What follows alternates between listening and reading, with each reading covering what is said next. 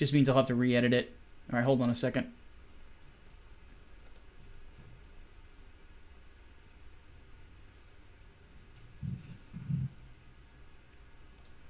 Yeah, it was like a hiccup in my internet connection or something.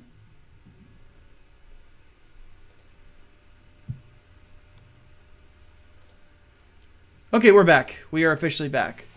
All right, for those of you who are watching this, sadly, because of that hiccup, I am going to have to re-edit the podcast together.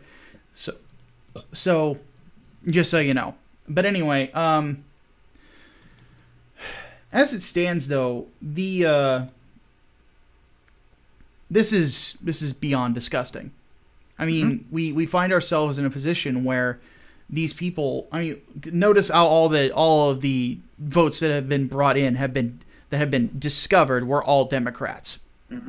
And notice that it's like 10,000 votes suddenly popping in at once, and that just so happens to be like the margin between the two candidates. Yep. Activates the almonds there. Yeah, it seems from what I've been seeing and reading, we will be getting a state and federal investigation. You know, if they do not turn these over, yeah, people are going to go to jail. You can't just refuse to do that on a state level, even, because these are federal representatives that are going to be affected by this, and you're shutting out the voices of other citizens by doing so, which is against what we stand for here. But it's because here's the genuine problem when it comes to, and we'll end this topic on this, is it is a genuine problem that people out there are so obsessed with politics these days that they cannot stand the idea of their side losing. And my thought is this: you lost. Next time you need to come around with a better message or something that actually fits what the people want. But you didn't. And as such, Florida will remain a red state. Or purple-ish. As it's, mostly red from what I saw on the electoral map. So, I don't know how they thought they were going to get away with this. But, as the uppercut bus driver said famously so many years ago, you're going to jail now. Ready for the next topic, Hatman? All right, let's do it. Final. Jim Acosta. Jim Acosta. So, we have said many times on this podcast, if you want to find a woman that will love you forever, all you have to do is find a woman who looks at you like Jim Acosta looks at himself. This man is easily the biggest ego when it comes to the press these days. Easily. And I'm pretty sure his hair is fake. But that's just me. But regardless, look at me, I'm Jim Acosta. Look at me, as Andrew Clavin loves to say. But Jim Acosta made one of the biggest mistakes you could make when it comes to being a member of the press and a White House correspondent. And it is, he did not, when the president told him to sit down and be quiet, he didn't follow the words. So Jim Acosta was part of this massive press briefing that Trump did right after the midterms. And Acosta, of course, was his usual self, bringing forward incendiary questions, loaded questions, and things along those lines, and basically trying to get into a debate with President Trump as opposed to actually ask him questions. Well, it didn't turn out well. He didn't look good. The answers he got were truthful from President Trump in regards to the migrants, in regards to all these other things, and he kept trying to pin Trump on rhetoric, and Trump was basically saying, where was I incorrect? And Acosta had no answer for that. Oh, it's Jim Acosta being Jim Acosta. Yes. But when the president told him he was done, when somebody else needed to have the microphone, he did not listen. Keep in mind, this is the president of the United States. And Jim Acosta was one of those guys that 3-4 years ago was getting mad at us Republicans for not respecting the office of the president. And one of the White House aides, a young girl just trying to do her job, tried to take the microphone because the president said, stop. and he put his hands on her, stopping her from taking the microphone away. And eventually other people were telling, like around Jim, from what I overheard, were telling him to sit down, telling him to give the microphone back. It was very unprofessional behavior. And look, I get that Jim Acosta was deeply offended by Trump saying that the press is the enemy of the people. I get it. Because that's a statement that I don't know if I completely agree with, and on some levels. But I do think that fake news is certainly the enemy of the people. It's not friendly to them. And I don't think that the press is friendly to people at all these days. I think the press hates the blue-collar worker. I think the press hates middle America. I think that they only care about New York and California and Washington, D.C., and that's pretty apparent. They shit on people, working-class people like myself and Hatman all the fucking time. They're certainly not friendly to John and Jane Q. Public at this point. With that said, there is no excuse for this kind of behavior at all. And I agree. If I was running CNN, I would have been ashamed of Jim. Like, how it's like, how can you behave this way? You're making our network look bad. And nobody likes CNN right now. No. But I mean, Jim Acosta, he's been doing this ever since he got into the press pool. Oh yeah. I mean, someone had a whole thread on Twitter, and it was like 17, 18, I think, incidences where he's, interrupting the president or just getting real loud and rambunctious. Never forget him trying to torpedo the goddamn ceremonial signing with North Korea by asking about whether or not Kim Jong-un is going to give up his nukes or he's going to close the prison camps. Yeah. Like, are you fucking kidding me? And then the press corps is defending him?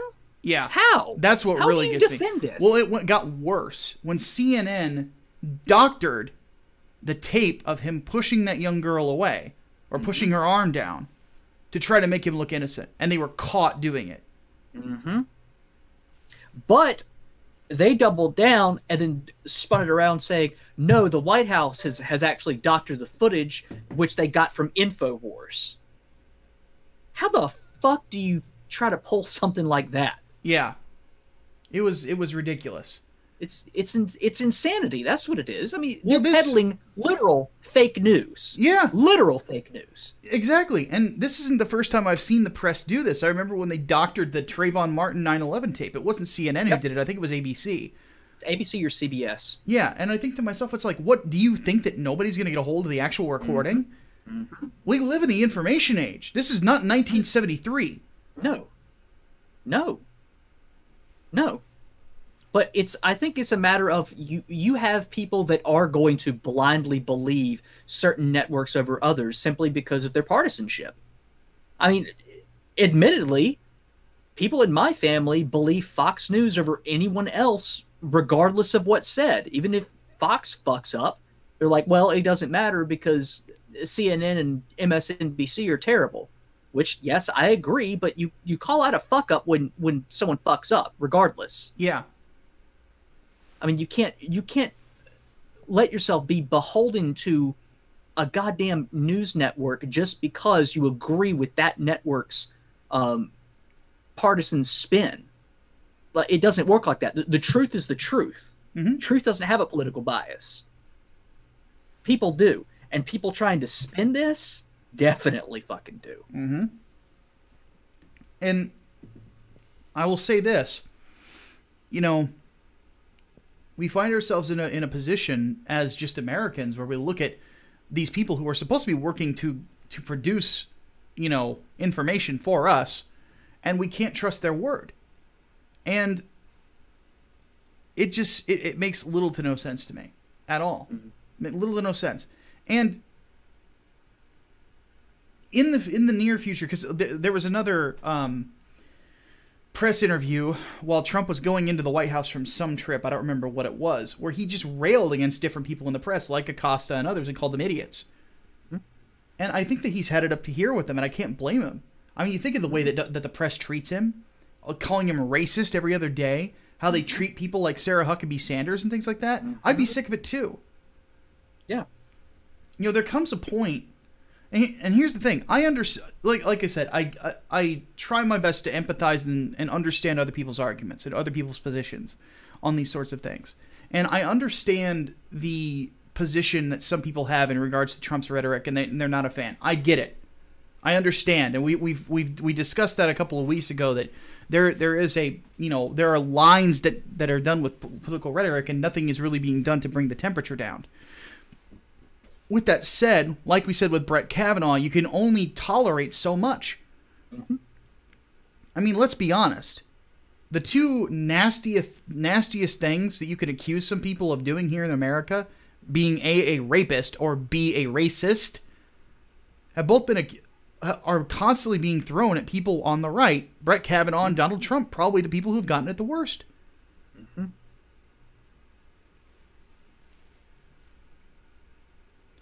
And I think that there's a point where you have to put your foot down and say, enough, I will not be called this, you're a goddamn liar.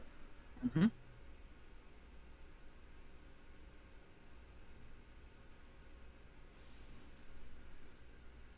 I am mystified by the press sometimes. I really am. Absolutely mystified as to how they think they're just going to get away with this sort of thing. Well, it doesn't matter whether or not they're going to get away with it. It makes money. I mean, you and I have both been on the inside. I was on the inside more for local news, but I still saw stuff. Like, it's exploitation of certain news items because they know that it's going to get attention, shares, clicks, whatever. It's going to generate revenue. I mean, for God's sake, we pushed out pretty much everything we possibly could about the Pulse Orlando shooting because it drove traffic. Yep. I mean, any sort of shooting, of course they're going to harp on it forever because it drives traffic. Unless, of course, it doesn't fit with a specific narrative, in which case it'll get buried, conveniently enough. Trump doing literally anything always drives traffic. Trump tweets about something. People are going to click on an article dissecting what the hell that means. Trump did something really bad, allegedly. People are going to click on that. I mean, it is basically a resurgence of yellow journalism. Yeah, it really is. It's selling outrage as a product. Yeah, exactly. I mean, notice the line that keeps getting repeated, and was actually even repeated by CNN PR in their response to this. It's a threat to our democracy. Yeah, it's the Young an attack Turks on our democracy. The Young Turks were echoing the same line. That's bullshit. Yeah. To quote Jake, that's bullshit! Fucking how is calling a journalist an absolute disrespectful imbecile an attack on democracy? Yeah, it's a question of his character. Exactly. What little he has. And there are dozens of people within that press pool that are still there. Jim Acosta did get his hard pass revoked, meaning he does not have access to the White House constantly. Mm-hmm. Which he shouldn't after that. He's got to learn to behave. No. He should have had it revoked a long fucking time ago. Yeah. I mean, there is a certain degree of decorum and respect among the press corps. Like, there's an expectation for your behavior, and if you fuck that up, you're out. Yeah. I mean, didn't Obama dismiss people from the press corps, too? He Wasn't did. it like Fox News people? He did. So this isn't the first time this has happened. Yeah, so... And I remember he kicked out somebody who was in the press corps who was actively booing something he said. Mm-hmm. And he just motioned for them to be kicked out, and then he was removed. And it wasn't a threat to democracy then either. No. Because that guy should have behaved better. Yeah, exactly. But this is the problem, I think, with the press in general. I mean, the press is not about information. There's this old line from Mass Effect 2. You have one job, information. If I can't trust what you're giving me, then what good are you? Mm-hmm. And that's my line towards the press constantly. If you can't give me the information I'm looking for, why are you here? Mm-hmm. What are you doing? Are you doing anything worthwhile?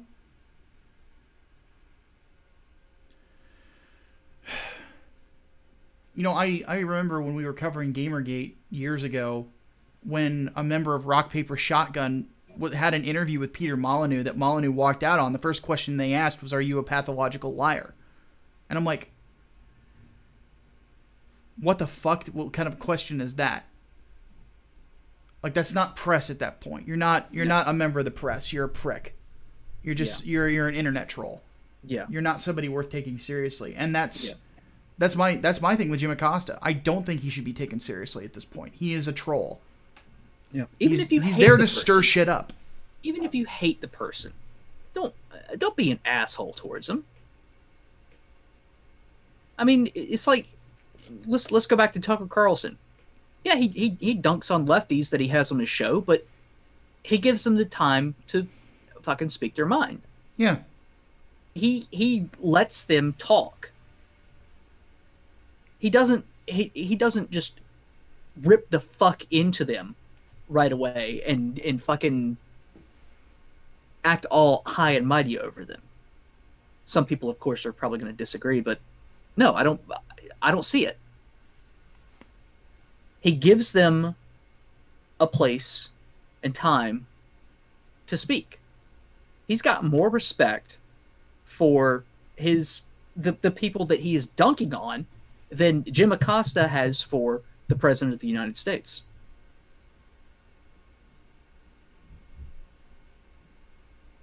And yet, he's the one that people call a racist, sexist, fascist, and Acosta is the one that gets defended by the press all over.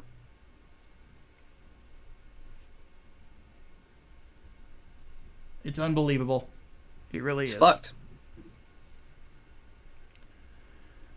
So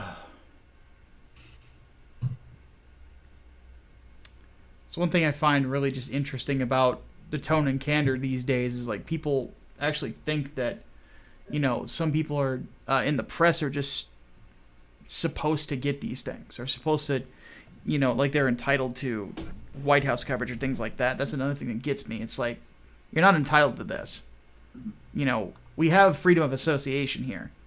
And if they don't want to associate with you, that's the end of it. That's the end of the discussion. So. All right. I think we've covered everything we planned on covering today, and we're done a little early. I blame the internet shenanigans for that. Yeah. So let's go ahead and dive right into the Q&A. So, what do we have? There was one on Twitter. Yeah, I was about to say, what do we have on the Twitter? Dank Horse Elric. A lot of the midterm races seemed a bit too close for comfort, combined with the shenanigans going on in Arizona and Florida. Oh, that's right. Arizona's fucked up, too. Yep. Do you think this bodes ill for 2020? Not necessarily. I think that if anything, this showed that the Democrats don't have as much momentum as they thought they did. We were supposed to lose everything, and we didn't. Now, we lost the House. Now, but it's very close. The vote, did the Democrats even have 200 seats? Or was the count like 180, 190 something? I think, yeah, it was something like that. Yeah, so it's a very close number. And some of those voters that are in red states are going to be pressured to vote alongside any conservative bill that might come into the House. Nancy Pelosi, if she does end up getting voted speaker, which it looks like will probably happen, but will be pressured to go along with it. So there is a possibility we could get some law put through, maybe. I doubt it, but it's a possibility. I'm just not gonna hedge my bets on it. Anyway, I don't think that it bodes well, because if Nancy Pelosi spends all of her time subpoenaing people on the right and spends all of her time doing all these other things, plus the things in Broward County, people are going to look at this and go like, I don't want to vote for this party anymore. They're trying to tamper with the election. They're trying to do this. They're trying to do that. They're trying to do all these terrible things. They're not going to trust them. So I think 2020 is going to go in the right's favor as of right now, if things are going to go the way that they could predictably go. But that's just an early prediction on my part. Hatman, what do you think? Sorry, I muted my mic there for a second so I could type something. I think honestly, like, yeah, 2020 is going to be a bit of a nail biter, but I'm fairly certain that it was already going to be, regardless of how the midterms ended up. Yeah, we didn't get a blue wave, and as we said on the show Tuesday, that this is basically people voting their conscience more than anything. It's not voting a specific way to support or oppose the president, which is what I predicted that would happen. And apparently, no, it absolutely was not. Because if it was, yeah, the blue wave probably would have fucking happened. Yeah. But no, I think what's coming in 2020 mostly depends on who the Democrats choose to run for president. Because a good candidate can have a whole bunch of others in that party ride their coattails into office, which is what we saw in 2008 with Obama, and what we partially saw with Trump in 2016, because people can just vote one direction and there you go. You've just carried a whole bunch of others into office. Yeah. If the Democrats choose a weak candidate, then it's not going to go well for them. If they choose a very strong candidate that actually wins the presidency, yeah, you could see that blue wave. That could be the blue wave. Honestly, though, I think now Republicans are more energized than before, because now the stakes are a little bit higher for them. It's no longer we could have a Nancy Pelosi speakership. It's Nancy Pelosi is probably going to be speaker as soon as this new Congress is sworn in, and she's already talking about all the shit that she wants to get done, which is basically undoing Republican gains. Yes, which probably won't go anywhere. But regardless, probably not. But it still creates gridlock. Of course, but that's what the system's built for. We expect it, right? So, right. All right, let's get to some Discord stuff real fast. Holy Ninja Toe wants to know, what theological issue would you like to have time to study? I've kind of studied most, if not all of them, over the last 10 years. So for me, it's just about having the discussions about them. The one that I like talking about more than anything is about the direction of the church itself. But that's more of an intersection between church and culture, and more so than a theological issue. So, though there would be inevitably be theology discussed within it. I don't really know if I have an answer for that question, to be perfectly honest. No worries. And then Talon Silverbraid wanted to know, for the political podcast, so the midterm things, I still don't get it. Has anything really changed? Twitter lefties seem to be claiming victory, and now there's talk of fraud voting by Azura. What is going on? Well, we already talked about the voter fraud. Of course they're going to say that getting the House is a win for him, because it is a win for them. But basically just what it means is that we're going to be in a legal gridlock for about 2 years, because laws have to go through the House and the Senate.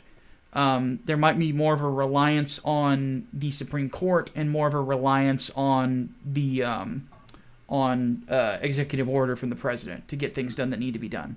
Yeah, which is unfortunate, because that's exactly what we criticized Obama for. Yeah, so it's basically a game of political chess at this point. That's basically what I would say to expect.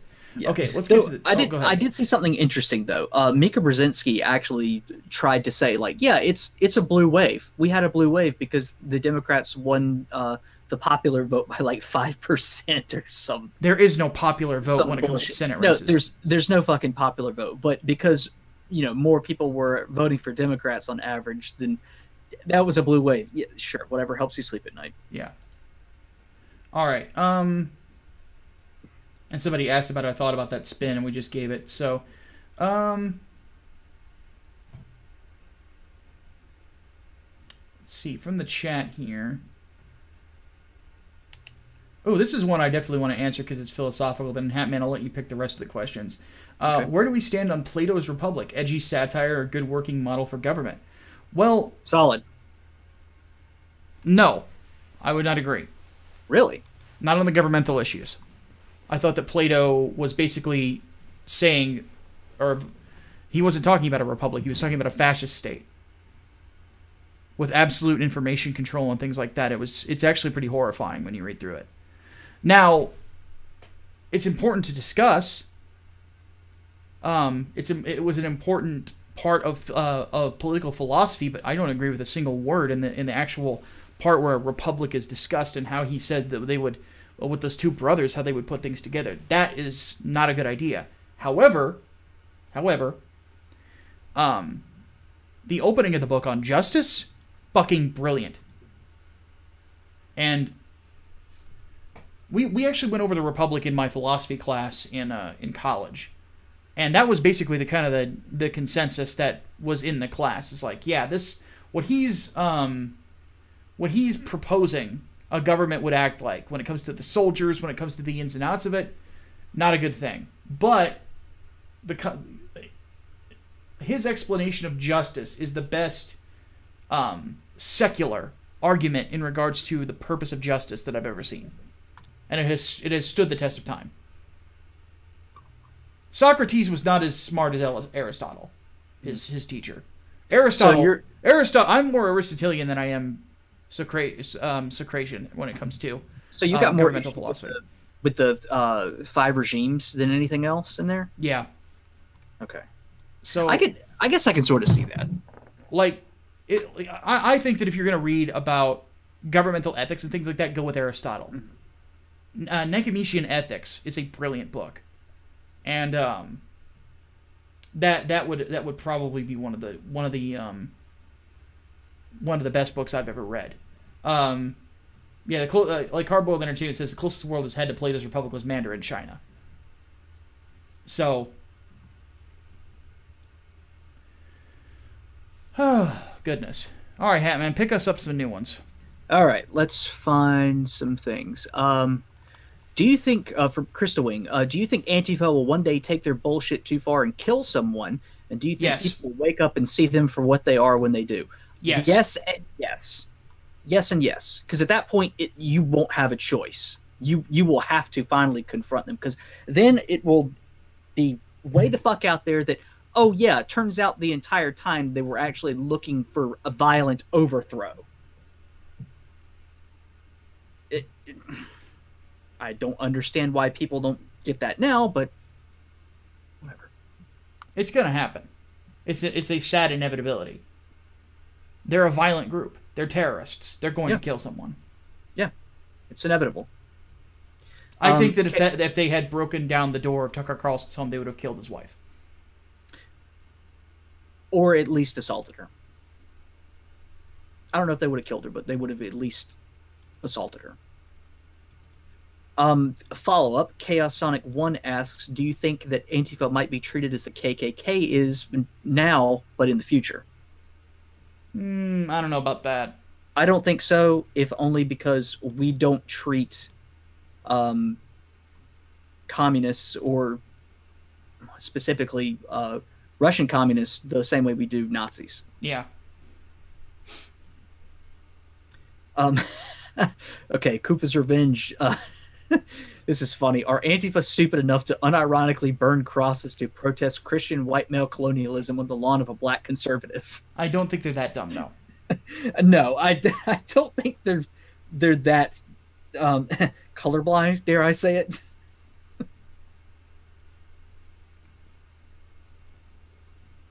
Hardworld Entertainment. So the left defends Broward County because Trump suppressed the votes. They defend Acosta.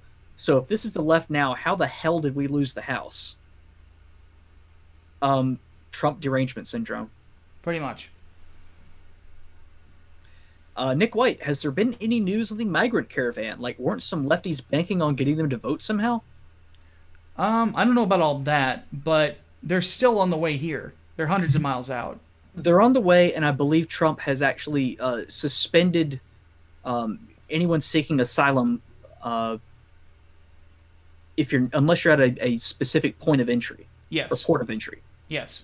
So all that nonsense is going to be stopped. And of course, he sent something like 5,000 troops to the border.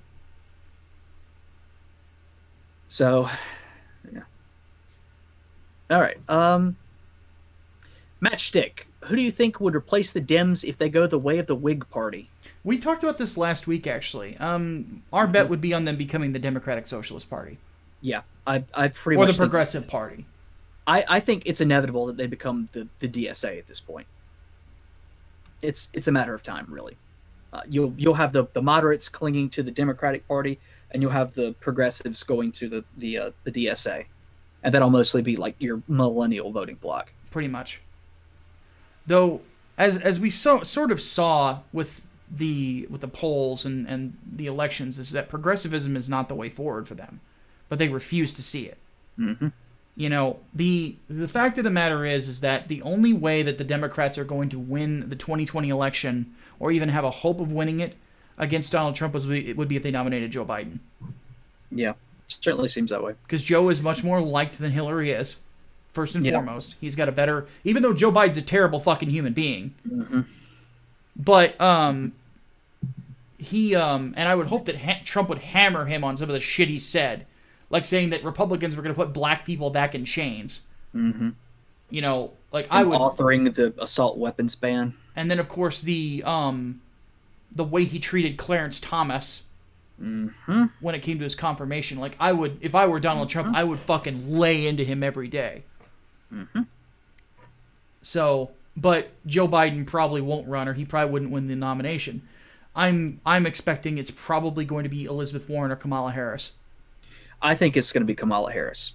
I don't think Elizabeth Warren really wants to run for president. She might pick up VP, but I don't know if she really wants to run for president.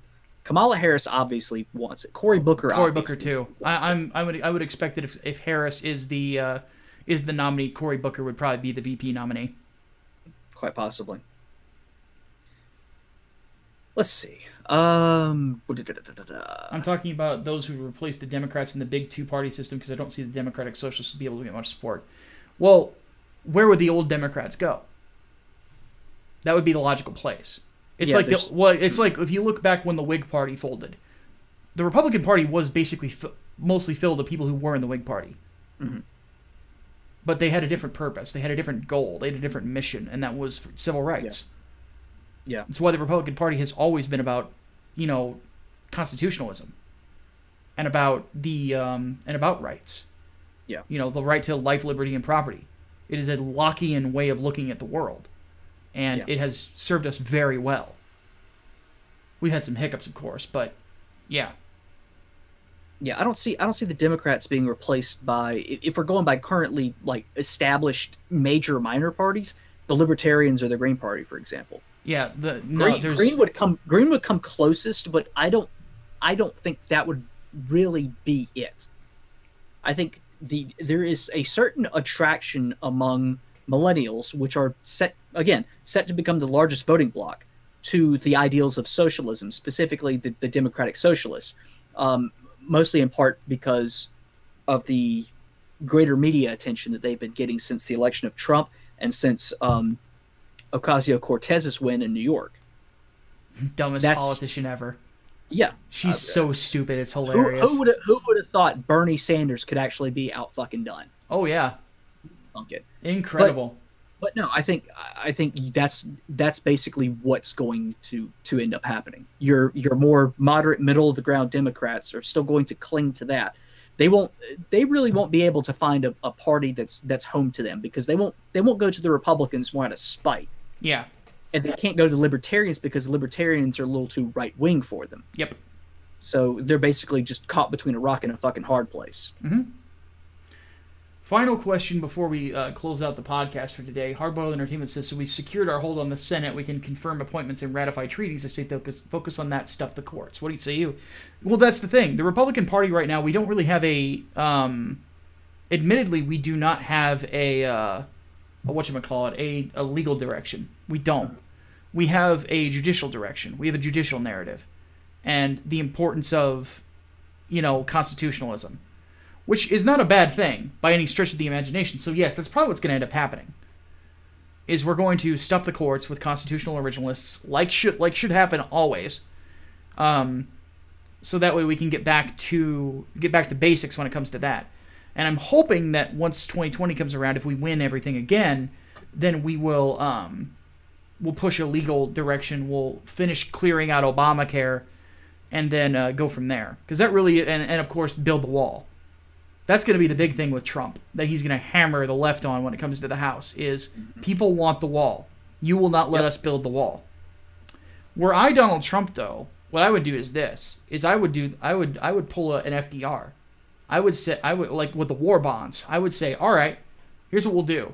He'll say, Cocaine Mitch puts forward a bill in the Senate to build the wall. Goes through 50. How many votes do we have? 54. Currently, the tally is 51. If we lose both Arizona and Florida, we will have 51. If we win both of them, then it's 53. Let's run on the assumption we're going to get 53 then.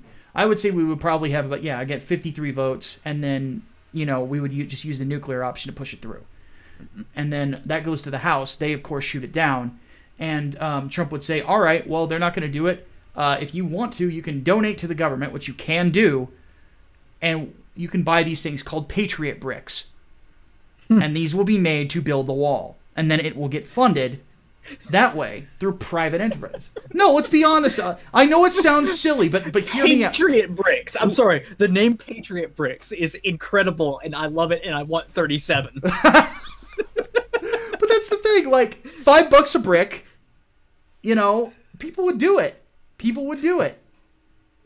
Donate to the channel. We will have our own section of the fucking wall. That would be amazing. We will stream live from our section of the wall. But yeah, if you think about it, like, people would do it. Yes. People would do it. I would too. Do it.